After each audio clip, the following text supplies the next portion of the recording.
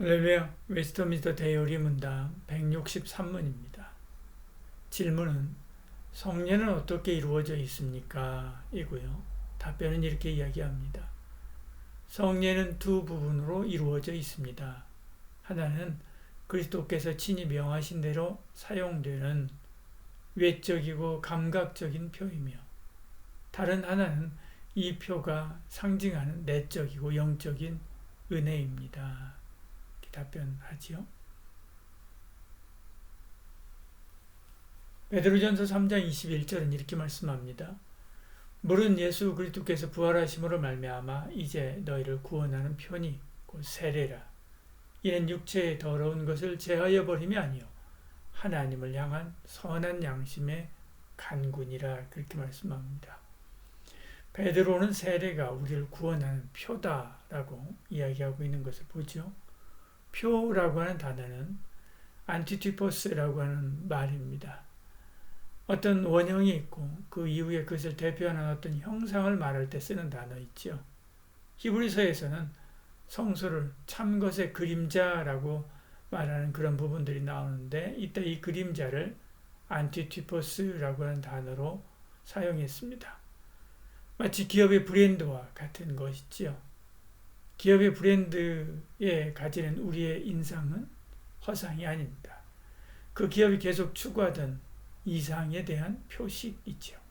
예를 들어서 삼성이라고 하는 로고를 붙이면 믿을 수 있고 최첨단이라고 하는 생각을 할 수 있습니다.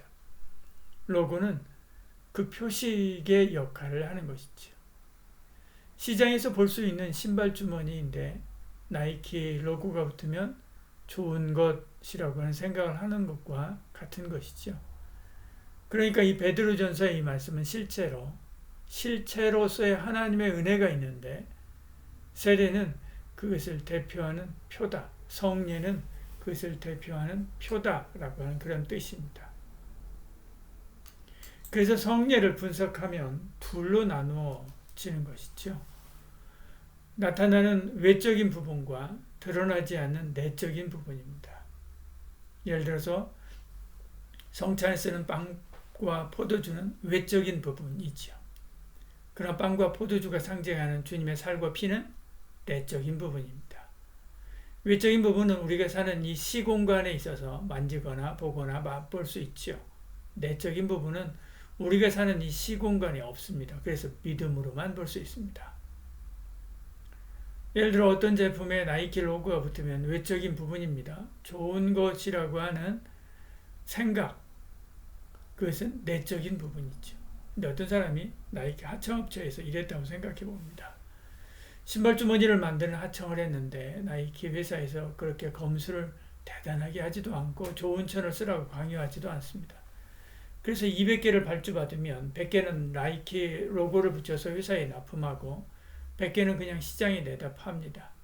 물론 로고가 붙은 것은 10만 원이라고 한다면 시장에 내다 파는 것은 3천 원에 팔지요. 물론 지금은 그런 일 없겠지만요. 이런 경험이 있는 사람은 나이키라고 하는 상표를 신뢰하지 않습니다. 나이키의 내적인 부분인 신뢰, 그것을 잃어버린 것이죠. 그 사람에게 로고는 상술에 불과합니다. 아무런 영향도 미치지 못하는 것입니다.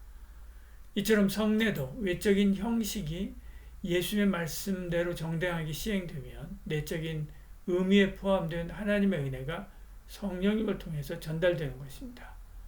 그래서 외적인 부분 없이 내적인 은혜를 맛볼 수 없고 내적인 부분 없이 외적인 거룩함을 경험할 수 없습니다. 이것은 피부와 살처럼, 혹은 10,000원이라고 하는 지폐가 10,000원의 가치를 담고 있는 것처럼 성례는 표와 은혜라는 외적인 부분과 내적인 부분으로 나누어져 있는 것이지요. 그런데 외적인 부분은 물과 떡과 포도주라고 하는 실물만 있는 것은 아닙니다. 예수님의 명하신 대로 하는 행위, 예식도 포함되는 것이죠. 그러니까 성례는 예수님이 정하신 말과 행동을 따라서 시행되어야 되는 것이죠. 세례식 할 때 물을 써야 됩니다.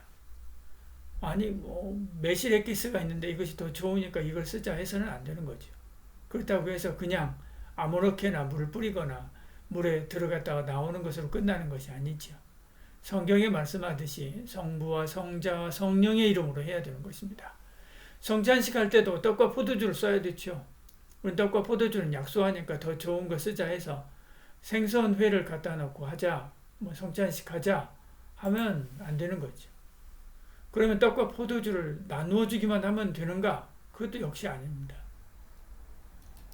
주님이 하신 것처럼 진행하고, 주님이 말씀하신 것처럼 축사하고, 주님이 나누어 주신 것처럼 떡과 잔을 나누면서 주님이 하신 말씀을 전하는 것입니다.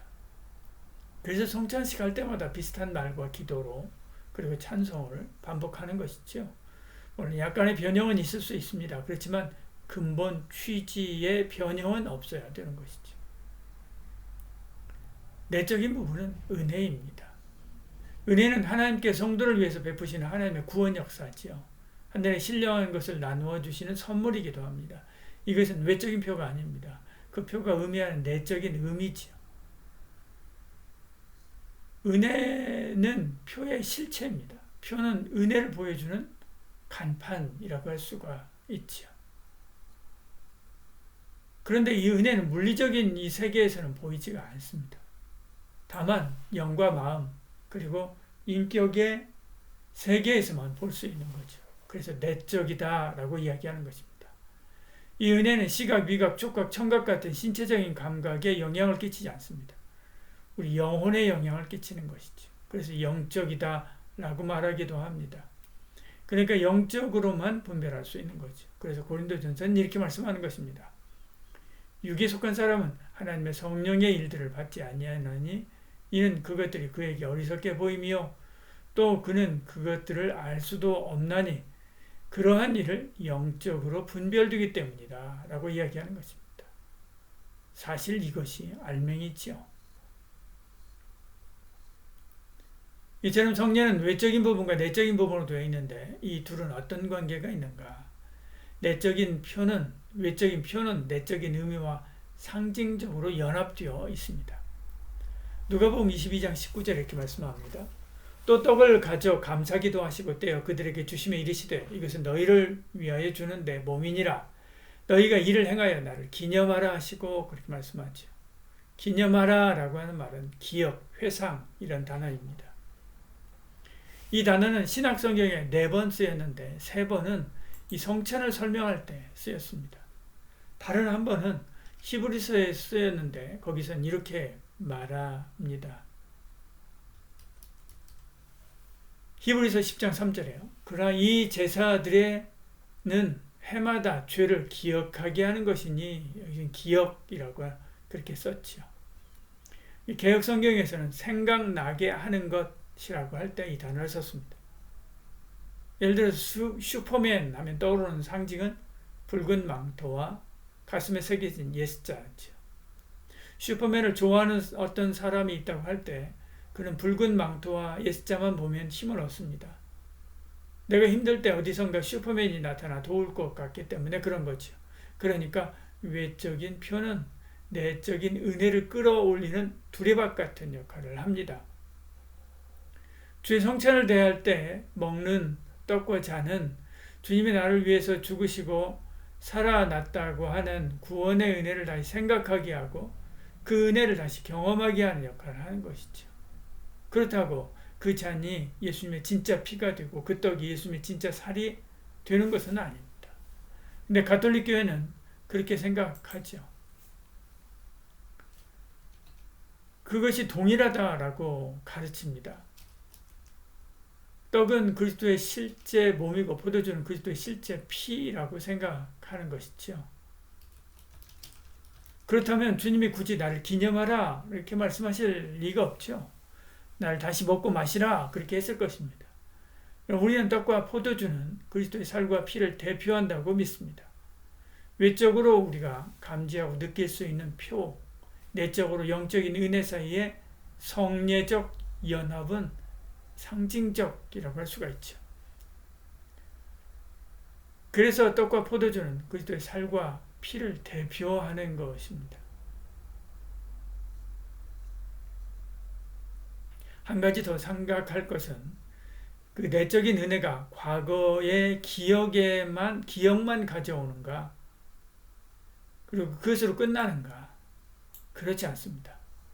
슈퍼맨은 허상이기 때문에 우리를 도우러 나타날 리가 없죠. 그냥 나만 그렇게 생각하는 것입니다. 그러나 주님은 항상 살아계시기 때문에 성례를 통해서 주님을 다시 부르고 그 은혜 앞에 섰을 때 과거의 묵은 은혜에 대한 것으로 기억으로만 끝나는 것이 아니라 늘 새로운 은혜를 부어주시는 것이죠. 외적인 표인 성례가 참된 믿음과 함께 예수님이 하셨던 것처럼 정당하게 시행될 때 그 내적인 은혜가 성례 참여자에게 실제로 전달되는 것입니다. 그래서 힘을 얻고 성령 충만함을 받고 은혜를 받게 되는 거죠. 세례와 성찬이 주님이 그랬지, 주님이 나를 이렇게 사랑하시지 라고 생각하면서 기억하는 것으로 멈추지 않고 그때 그런 것처럼 지금도 은혜 주시고 그때 그런 것처럼 지금도 사랑하신다고 하는 확신을 심어주시는 거지. 어떻게요? 성례라고 하는 형식이 아니라 성례에 임하신 성령님을 통해서 부어주시는 것이죠. 그래서 성찬식 할 때 성찬식에 대한 설명을 이렇게 하는 것입니다. 이 예식은 우주 예수 그리스도께서 친히 세우사 그리스도를 기념하여 그의 재림하시기까지 그의 죽으심을 기억나게 하는 예식입니다. 그리스도 예수 안에서 거룩하심을 입은 성도 여러분, 하나님께서 자기 백성에게 힘을 주사 죄를 대적하게 하며 모든 고난에서 저희를 견고하게 하심과 저희를 굳세게 함으로 책임을 감당하게 하며 사랑과 열심히 저희를 감화하여 마음의 평안과 소망을 확신하게 하는데 무한한 유익이 되는 것으로 믿습니다. 그렇게 이야기합니다. 하나님께서 자기 백성에게 힘을 주사 고난에서 저희를 견고하게 하시고 저희를 굳세게 하신다. 그렇게 말씀하고 있는 것을 보죠. 성례를 통해서 이런 예비하신 은혜를 직접 내려주시는 것입니다. 그러니 우리가 성례에 참여할 때마다 하나님의 큰 은혜 앞에 나감을 알고 간절히 그 은혜 받기를 소망해야 합니다. 기도하겠습니다. 주님, 오늘도 성례를 통해서 우리에게 부어주신 은혜를 새롭게 알게 하심을 감사합니다. 주의 떡과 잔을 대할 때마다 주를 대하는 마음으로 진실하고 성결하게 임하여 성령님이 부어주시는 큰 은혜의 유익을 누리는 저희들 되게 하여 주시옵소서. 예수님 이름으로 기도드리옵나이다.